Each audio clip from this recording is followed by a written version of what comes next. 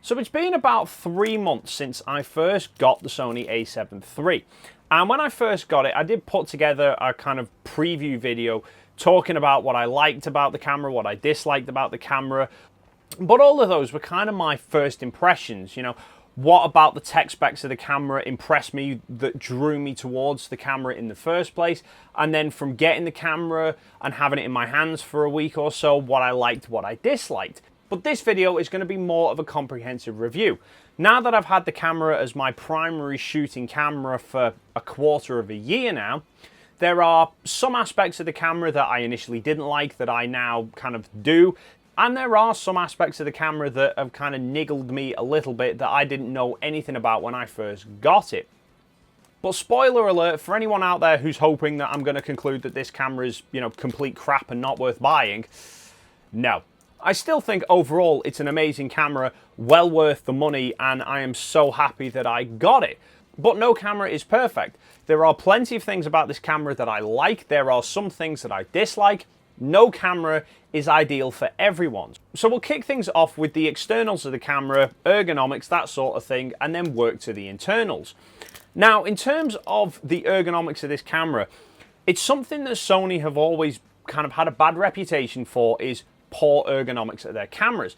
And a couple of years ago, I was guilty of slating Sony for having crap ergonomics of the cameras, even though I'd never actually used them.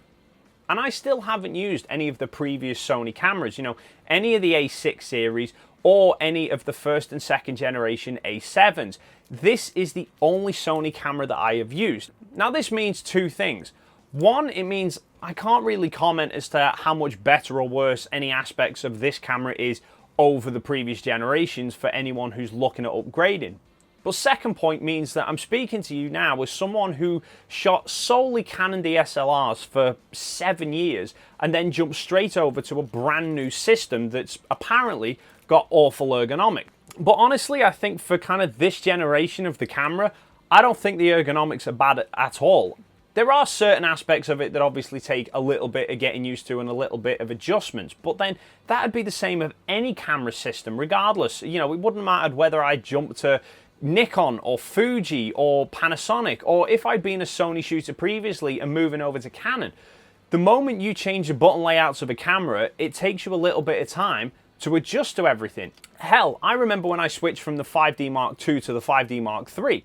You know, it was the next generation of camera, but the button layout was different and it took me a little bit of time to adjust. So yeah, it took me a little bit of time to get used to the button layout, but I don't think the buttons are badly placed. There's like 16 buttons on this camera body and 12, 13 of them you can customize to do whatever function you want or bring up whatever menu you like, which I think is brilliant because not everybody's shooting the same thing. You know, I mean, I shoot a range of different things, both video and stills, but you might be solely a wedding photographer, so you would set your buttons up to bring up the functions that you need as a wedding photographer. So maybe silent shooting and eye autofocus and those sorts of things, you would assign those buttons to do those things. But maybe you're somebody who shoots a lot of video, in which case, like silent shooting and those sorts of functions, you're not going to use. So you could set these buttons to bring up different features and menus relating to video. So I love the customizability of this because it means every individual can get the camera set up exactly how they want. They can get the features quickly accessible that they need. And that brings me on to another point that I want to expand on from my original review video, which is that I kind of categorize the ergonomics as both a like and a dislike, because I like the customizability, and once you've got the camera set up, it's absolutely perfect. But getting the camera set up to how you want it can be a pain in the hole.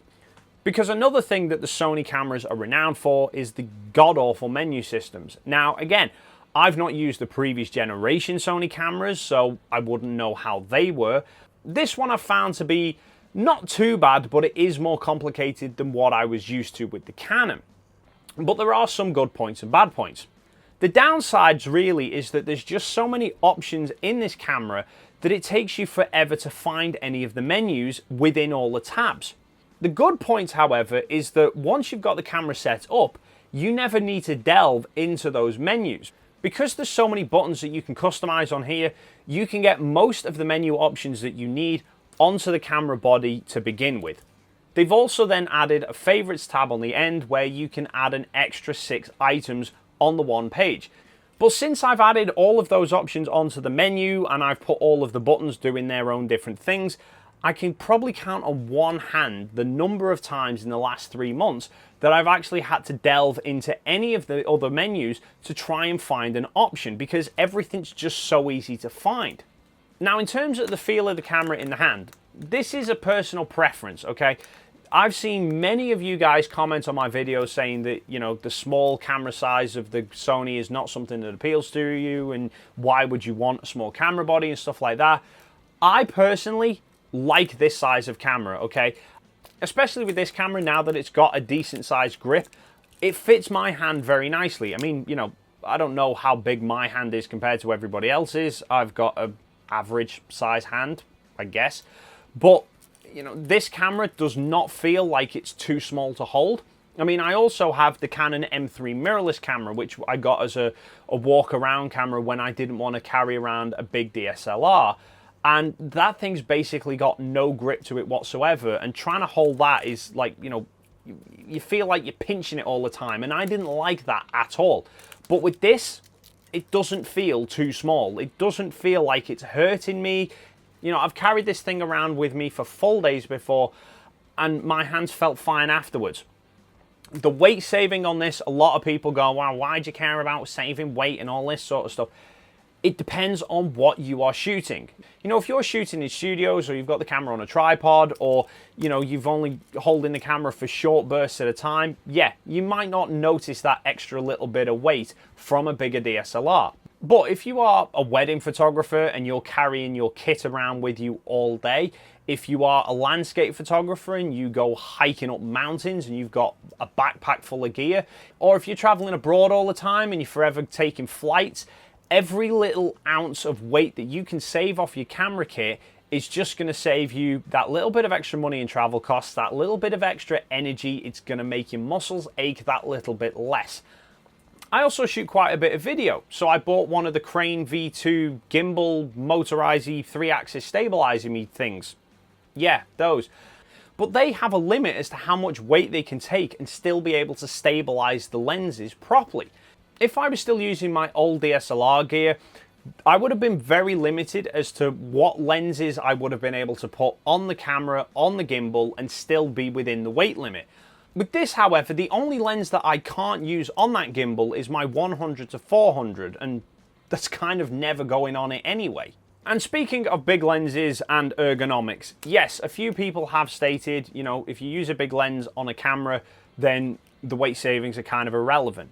Do agree with you on that one. You know, if you've got a huge big telephoto lens, then your total weight saving isn't going to be that big. But from my experience with the kit I've got, the big lenses that I've got are the 100-400 and the 70-200mm f4.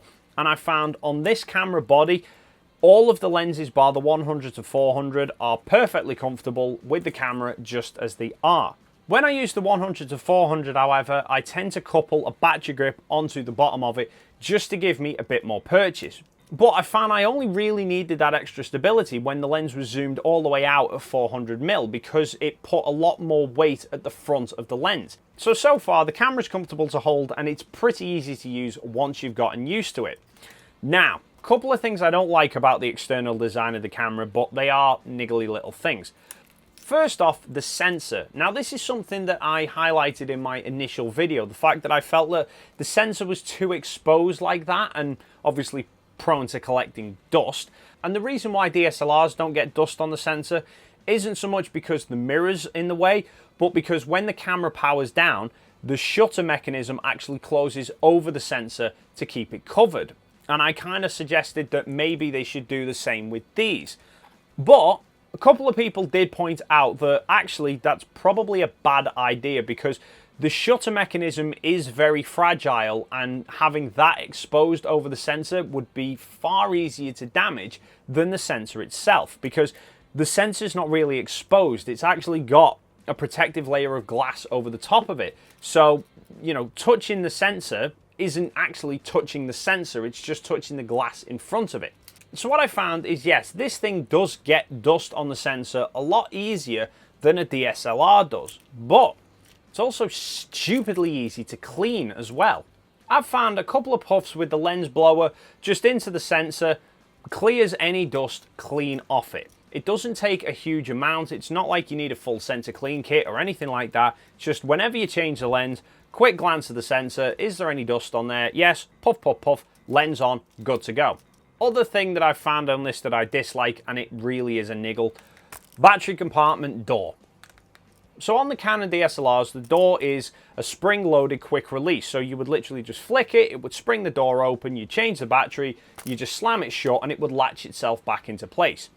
This doesn't do that. This, you've got to actually lock and unlock the door. So you unlock the door, it springs open. But when you then push the door shut, it doesn't stay there unless you lock it back in place.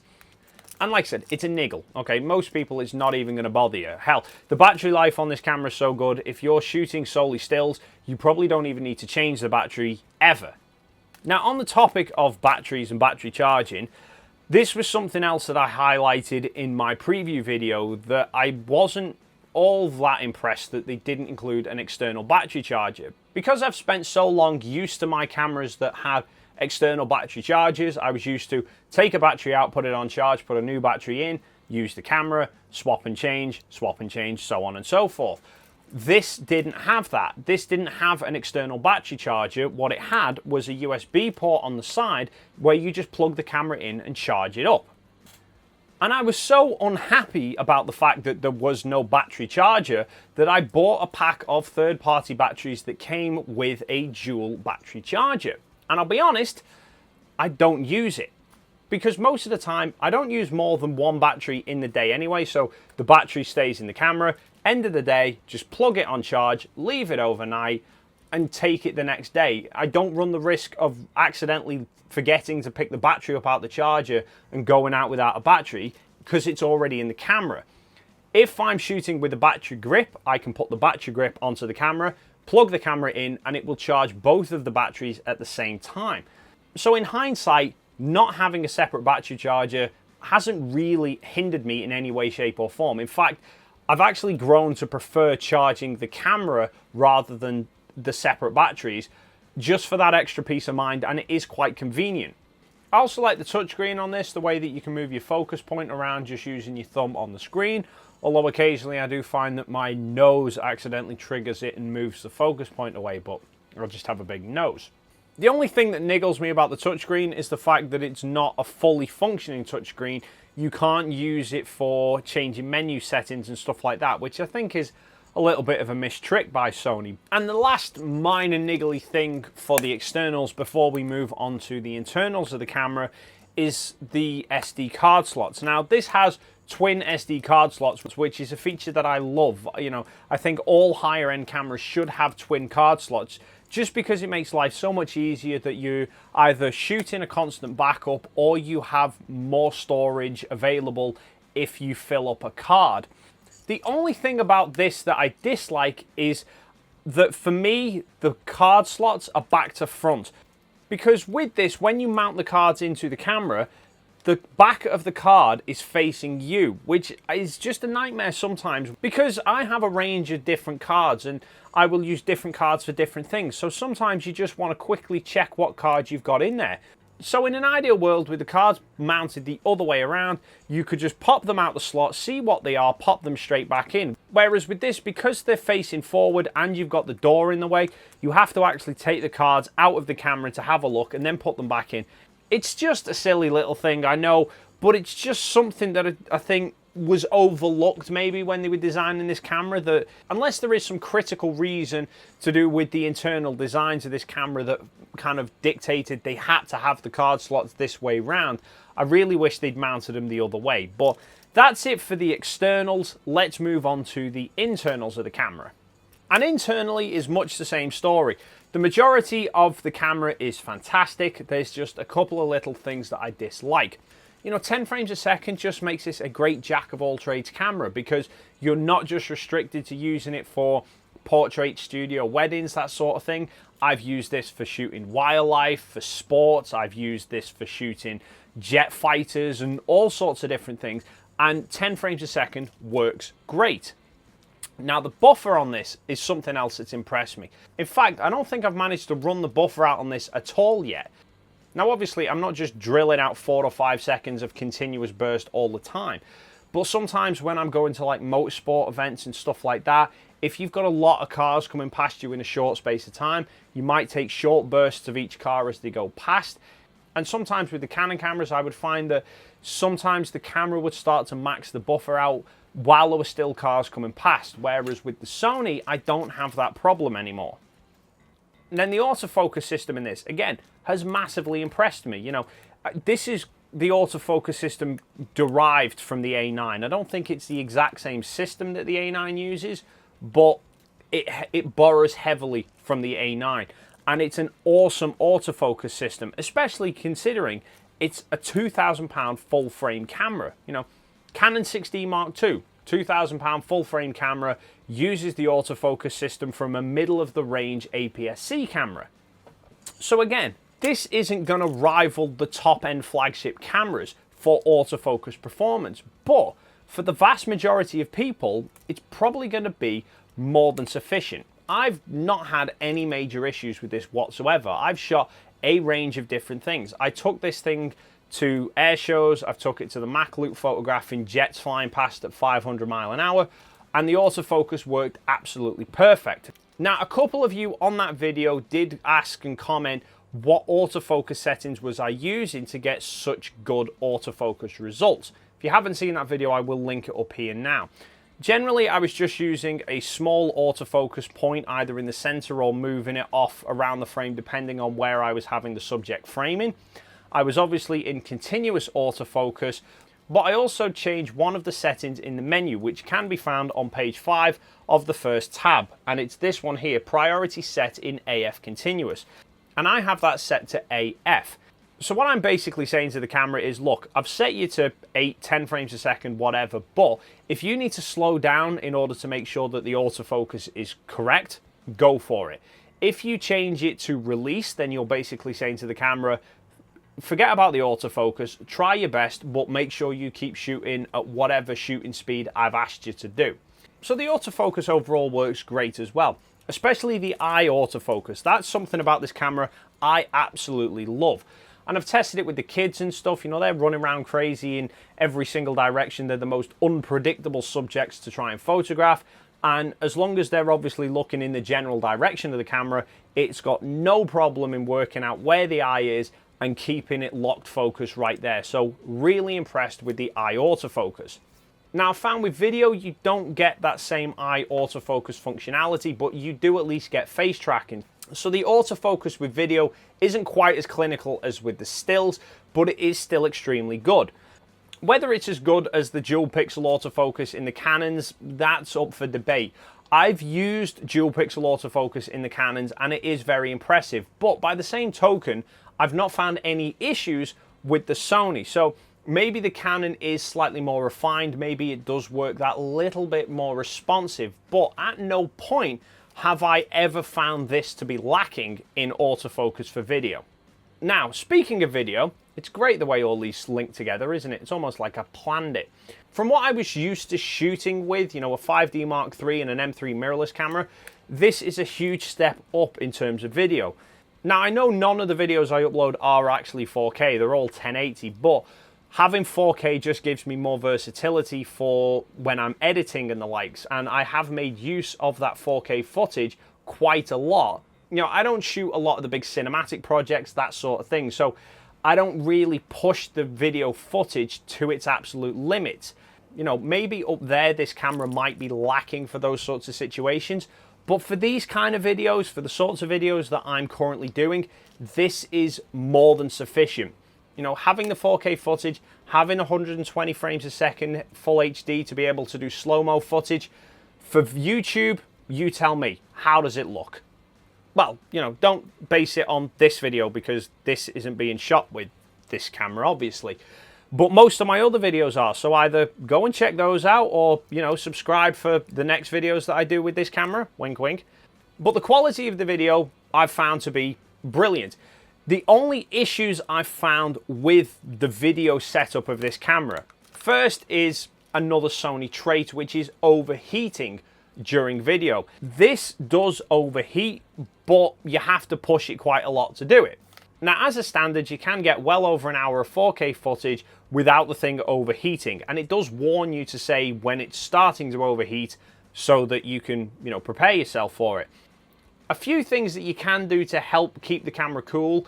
Firstly is bring the screen away from the camera, because the processing chip is back here. So if you have the screen away from the camera, it just gives it a bit of a vent to let the heat escape so it doesn't heat up quite as quickly. The other thing you can do as well is if you have it plugged in charging whilst you are shooting, because then it's not taking all the power from the battery, it's also using an external power source, so it doesn't heat up as much. In fact, I've done another video where I stress tested this properly, but after about 3 hours of continuous shooting with this plugged in, I got bored and turned the thing off. Now, it is worth noting this will only overheat when shooting 4K footage, and the A7R III doesn't overheat shooting 4K footage. And I think I know the reason why. Because this has a 24 megapixel sensor, and the 4K footage that this records is actually 6K footage downsampled to 4K. So that's putting a huge amount of pressure on the processing unit. The A7R III, because that's got like a 42 megapixel sensor, it doesn't bother with the 6K downsample. I believe that just reads 4K footage straight from the sensor, so it doesn't process as much information as this does. So I think that's why Sony cameras overheat. I mean, I think it would be great if there was an option in the menu to say, do you just want normal 4K or do you want 6K downsampled? But maybe that's for the future. Now, the last thing that I'm going to talk about regarding video on this camera is something that I dislike, and that is the file structure of the camera. I think is shit, basically. You see, I shoot a lot of 4K footage. 4K files are quite big. The biggest memory cards that I have are 32 gig. So rather than buy more bigger memory cards, I make use of the 2 SD card slots and I put a 32 in each. That gives me 64 gig of storage, which is more than sufficient for shooting most of these videos that I do. Happy days. Well, not quite, because the problem that I found, unless one of you guys has come across this and worked out a solution that I've not found yet, in which case, please let me know, is that the number format for the videos isn't the same as for stills.